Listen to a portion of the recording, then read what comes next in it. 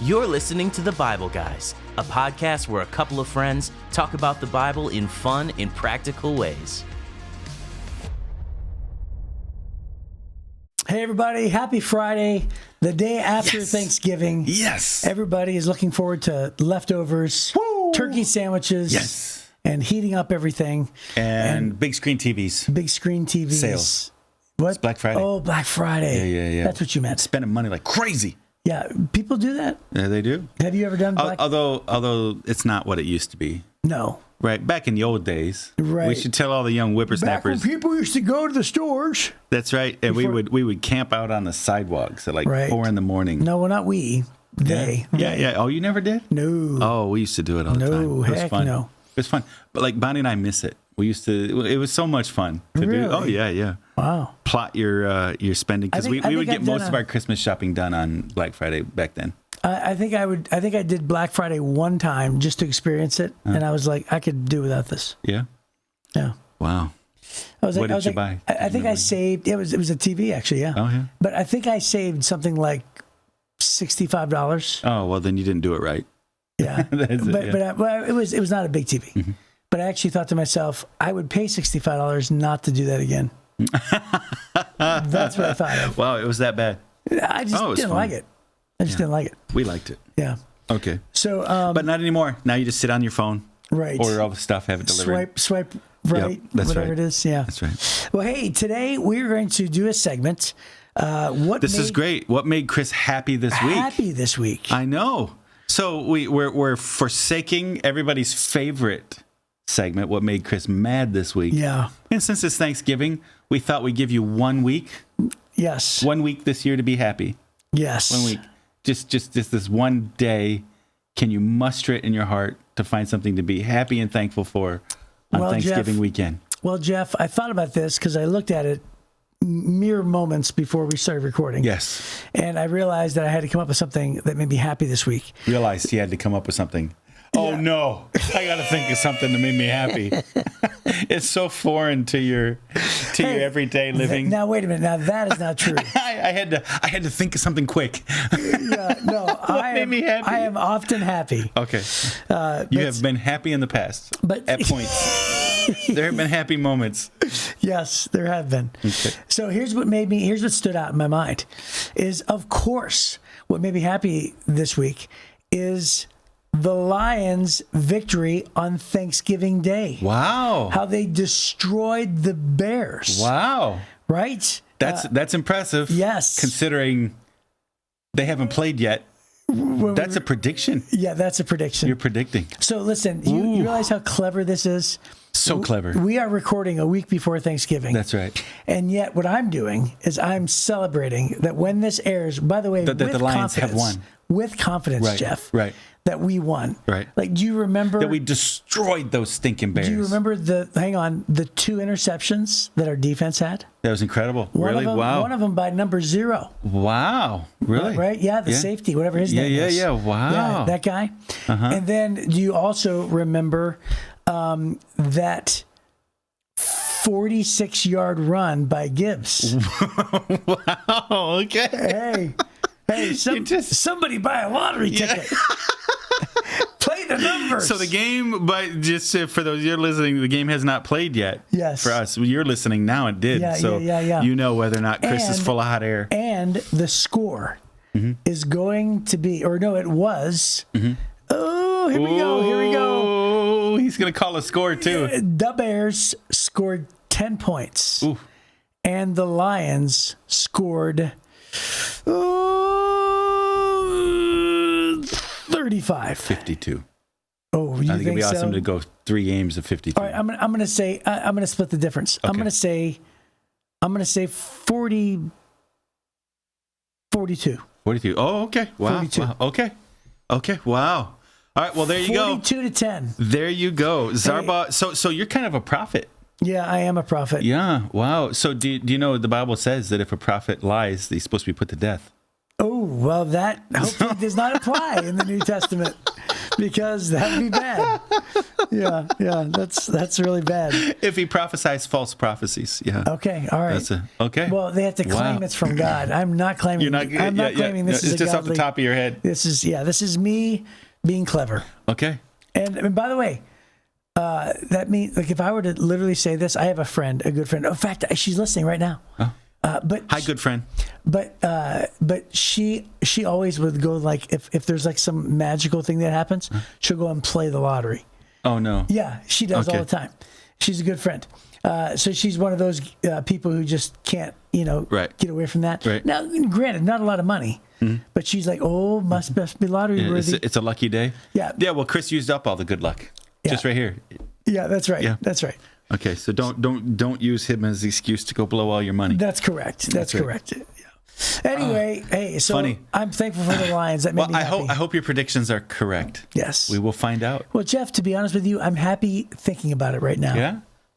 So let me get this correct. So you're a prophet, and you're prophesying these things. And then secondly, in a segment that said what made Chris happy this week, you had to scramble to think of something, and you thought of something that has not yet happened. And it makes me happy. Nothing this week made you happy. This whole You're segment, guessing next week made you happy. How clever I am in this segment makes me happy. Okay. Okay. There you go. Yeah. Well, I'm proud of you too, Chris. Thank you, Good job. Jeff. Good job. Thank you. I hope that you are correct on this projection. I know I am. Okay. Yes. So speaking of I don't know. Come on. I don't know. I'm looking for something. Come on, scramble. That's okay. Go with it. Go with it. We're trying to think of a terrible. I don't have one here. Speaking of winning scores. Solomon is about to give us the formula on how to win on life. I was thinking about dishonest measurements, but there's that. Oh, come on. Yeah. Keep it positive, Okay. Jeff. Keep it positive? Yes. Okay. I don't know. I already did it. Oh, you already found it. No. Thank you. It's it. Okay. I'd come up with the winning scores. Winning scores.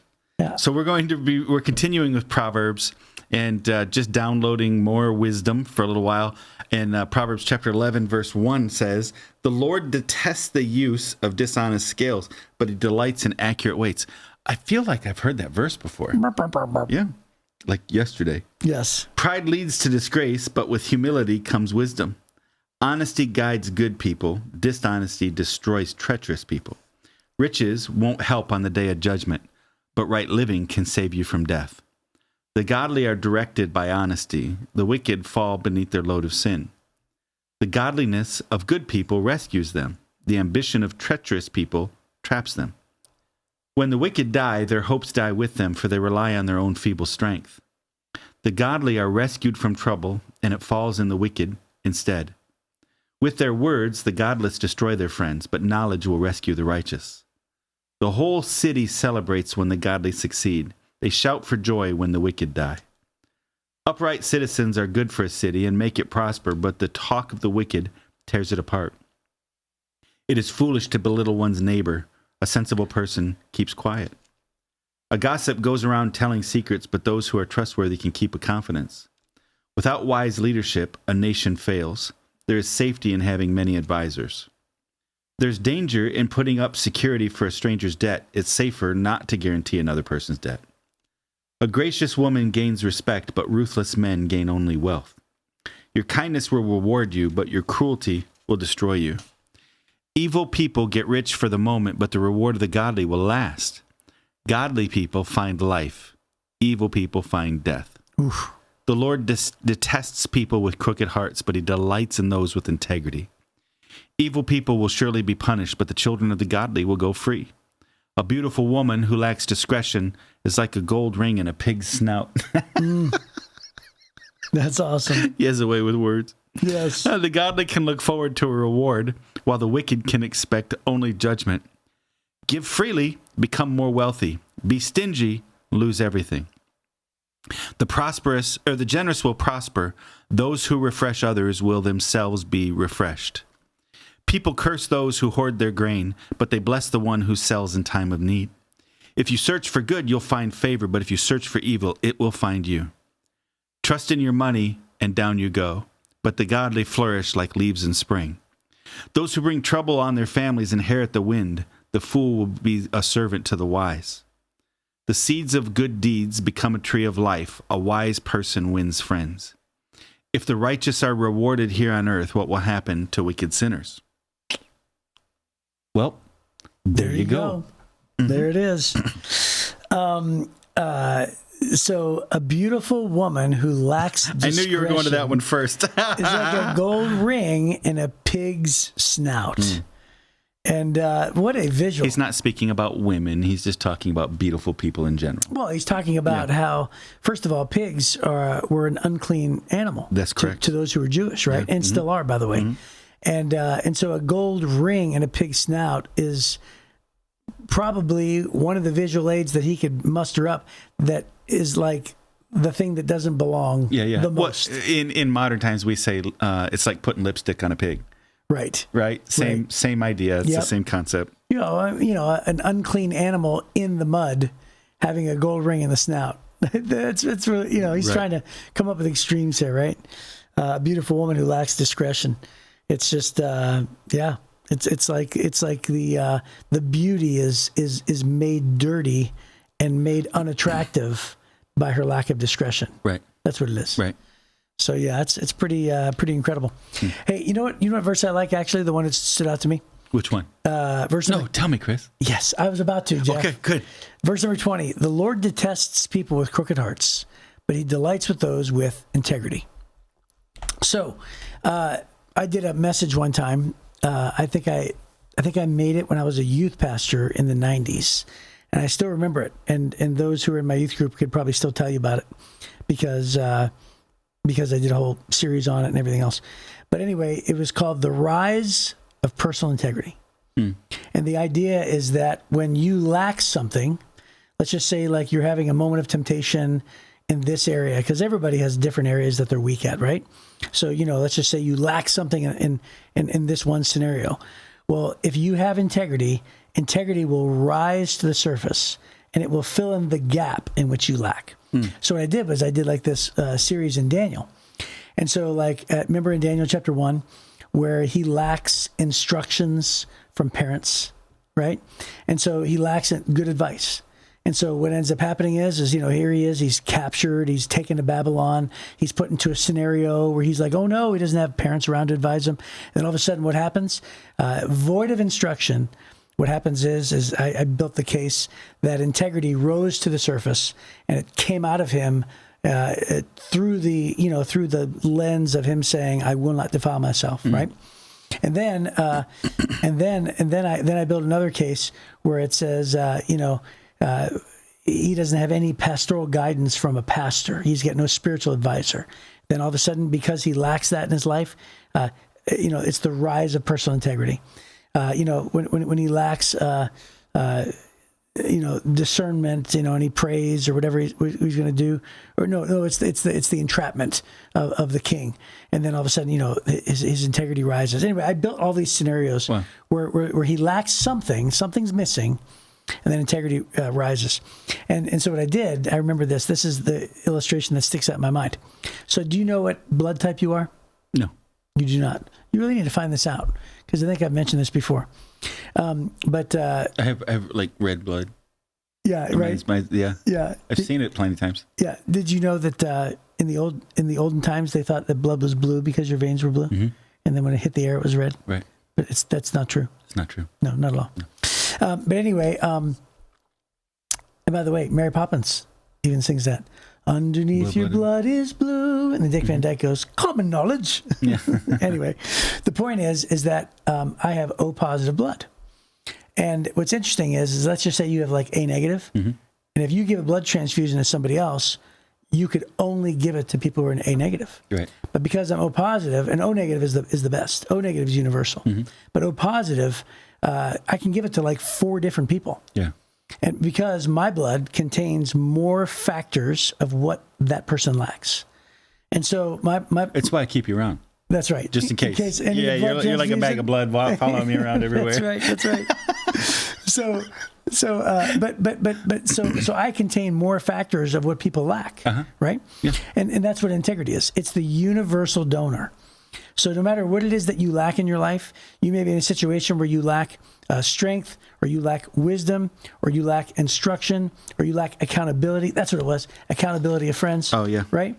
Because Daniel no longer had his friend Shadrach, Meshach, and Abednego with the lion. Right. In chapter 6. That's what it was. Oh, it was he lacked accountability. Yeah. Right? And yet what happens? Up rises personal integrity. So all that to say, that's a big long explanation to say that he delights with those with integrity. Integrity is a word that when you have integrity, it really is almost everything. Right. Right? It's like if you want wisdom, you want discipline, you want faithfulness, you want all of these things. Well, integrity is one of those words that if you have integrity, it's sort of like wisdom. Right. Right. Right. It's the wisdom of character.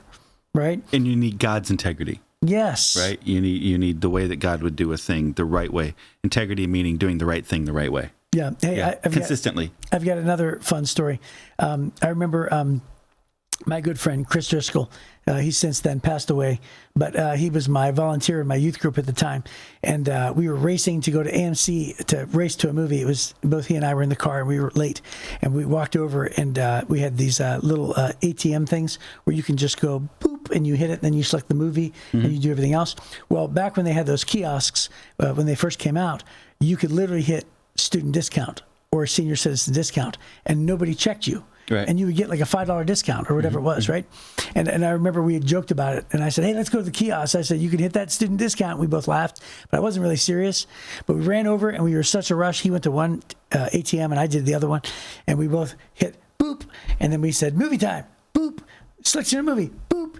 And then it came up, and we both look at each other, and I go, student discount, boop, and I hit it, and he looks at me and goes, integrity, boop. and he hits the adult thing, and I go, Pastor Chris, and I go, cancel, boop, card, boop, movie time, boop, and I'm like slithering in my own pile of humiliation, right? Because I'm joking, crooked hearts, right? I'm joking, like thinking it's so funny, like, oh, I get a discount, and he's like, integrity, and he shouts it out, and I'm like, I cannot have. Well, good for him. Well, dude, it's literally 28 years later, and I still remember it. It's like a moment of complete and utter failure. Good for him. Right? You know the one that jumps off for me, and I may have told this story. I don't know if I've told this story on the podcast, this podcast or not, but I grew up my whole life with these proverbs. That it's so weird for me how often circumstances in my life come up and there's a proverb for it. Right? Oh, sure. This God's wisdom thing. So we were serving at a church in Texas, and we went out. I took my family out to Big Bend National Park, which is giant desert. It's stunningly beautiful. I love the desert anyways. But we were camping up at about 6,000 feet in the Chisos Mountains, and then we go down in the valley during the daytime, do all kinds of fun things along the Rio Grande River or whatever. And there's a canyon called Boquillas Canyon, and it's stunningly beautiful. And there's a little village called Boquillas on the Mexican side of the river. And Boquillas was, at that time, kind of isolated. There weren't any good roads that came in and out on the Mexican side. So the citizens of Boquillas would come across the river. This is back in old days, before 9/11, before all those things. They come across the river, go down the road, and then cut back into Mexico in Santa Elena, that village, and then be able to go do their business. So because of that, there was a kind of the national park rangers would kind of wink at the fact that Americans and Mexicans go back and forth in that little village. Right. And so really the only economy there was farming and like tourism stuff. So I actually had a couple of park rangers go, have you guys gone across Boquillas? He said, there's you go down, and my boys were like 2 years old, go down to the river, pay like $1 per person. They'll row you across the river. And then there's a guy, Pedro. He has some donkeys. You can pay $1 for real. There's a guy, Pedro. I promise you. And he has some donkeys. You can ride the donkeys into the village. And then there's an amazing restaurant that sells these incredible tacos and burritos. Sitting on a hill, you can look right into this valley. I want to go there now. It was magnificent. The music's playing. The guys are playing guitars. I promise you, sombreros, the whole 9 yards. It was unbelievable experience. So that's what we do. We go down. Well, my boys were like 3 and 4, and they had water bottles because we're out in the desert. It's 110 degrees during the daytime. So we're carrying water with us, and my boys have water, and they keep squeezing their water bottle, spraying at each other. So finally I said, listen, if you water is life. If you waste water, we can be in a lot of trouble physically. And so you're going to be in trouble if you waste any more water. You understand? Okay. Yes, sir. You're right. So we go in, we have our tacos, we buy some little trinkets in town. We come back and they row us across the river, and we're getting ready to hike into this valley. And this Mexican man steps out of the bush with a soup can, and he asks for agua. And Jonathan pulls he was like 4, he pulls his can back and he goes, no, we don't waste water. And I said, no, come here. And I filled his thing with water. He thanked me. We go on this hike. Well, I only had like 24 ounces of water for each of us. And our water's mostly gone. We hike into this canyon, and I didn't realize it's substantially hotter in the canyon than it is outside. We get to the end of our hike, and there's nothing there. You're just trying to walk back out. We're 2-3 miles into the canyon, and we're out of water. And I looked at my wife and my sons, their faces were red. You ever see somebody wilting, you think, yeah, they're in trouble. Yep. And I realized they were in a lot of trouble. We'd only passed one tree in the canyon. So I get them back into that shade. And then I said, I'll walk out. We had some jugs of water in our car. So I'll walk out. It was a couple more miles. And I come around the corner, and these big, tall, blonde men and this tall, blonde woman come around the corner. And this guy has an igloo cooler, one of those big orange and yellow coolers on his shoulder with 5 gallons of ice water. I can hear the ice water clank, clank. He's 3 miles in. Wow. And he's carried, 5 gallons is 40 pounds. Right. Of ice water on his shoulder. And they're just walking along like nothing. And they see me. I look like I'm about ready to die. They come running back with their water to my kids. They soak us. They fill our water bottles with ice water. They soak their hats. They give them bandanas to put around their necks, and they refresh them. And who carries 40 pounds of water, right. 8 gallons of ice water into this place? Well, maybe smart people. Maybe that was their mission for the day. Yeah, yeah. Hey, let's go carry some ice water into the canyon find some dummies. Find some dummies. They were like angels, right? Sure. So we're walking out of the thing. Well, when I had given the water to that Mexican man, Jonathan said, "Daddy, why'd you waste that water?" And I said, "Well, Jonathan, the Bible says if we refresh people, God will refresh us. So you never have to worry about being generous to other people. God will take care of us." Well, then we get in trouble in this canyon just an hour later, 2 hours later. And I thought my family was going to die. I thought, I've crossed the line. Honestly, it's the only time in my life that I felt like I killed my family. And so I'm barely making it out. And God has these people, angelic beings in my mind, carrying this ice water, and they totally refresh. So my son's 4 years old. We get to the car, and Jonathan goes, Daddy, God did refresh us, didn't he? Got in the car. I remember thinking, oh my gosh, because I hadn't put those 2 and 2 together. Yeah. So I just quoted this verse because I'm a Christian dad that quotes Bible verses to his kids. Right. But my son at 4 years old picked up, God took care of us in that moment, right? And he gave us water.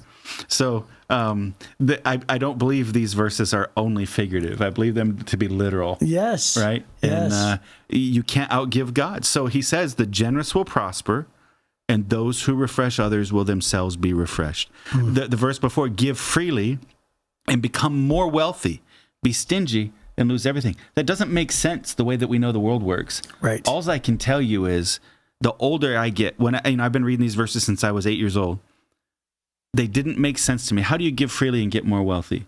And all I can say now at 53 is it's absolutely true. Yes. Absolutely true.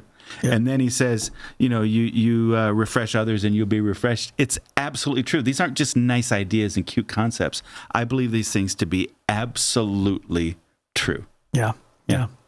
Well, giving freely. It's. I think this will air a week from now, but we're wrapping up a series that's talking about generosity. Yeah. And one of the statements that I made last week, which would have been 2 weeks ago now, was that we are designed to give our lives away. Right. So God, he actually made us that way. Relationally, financially, we're supposed to give. And so I built the case and said that if you live your life for yourself and you're the main, priority, and you look out for yourself more than others, then you die. It is a wasted life. Yeah. Right? Absolutely. Because in every single way, relationally, financially, and everything else, we are designed to give our lives away. And only when we do, that we actually discover life. We discover life, and that's a financial principle, but it's also a relational principle. Absolutely. So it's awesome. And I think the principle is God is a generous God, and you can't outgive God. That's right. So when he sees you acting like him, you choosing to be generous, God goes, oh, I'm going to be generous to that one. Because God's looking for conduits to pour his blessing into the world around us. And when we hang on, it can't flow through us. But when we let go, it flows through us. We'll always have enough, even while we're supplying and providing for others. So that's awesome. It's incredible. Awesome. Well, hey, that is our time. And so thanks for being here this week with us. And hopefully we'll see you on Monday on the Bible Guys.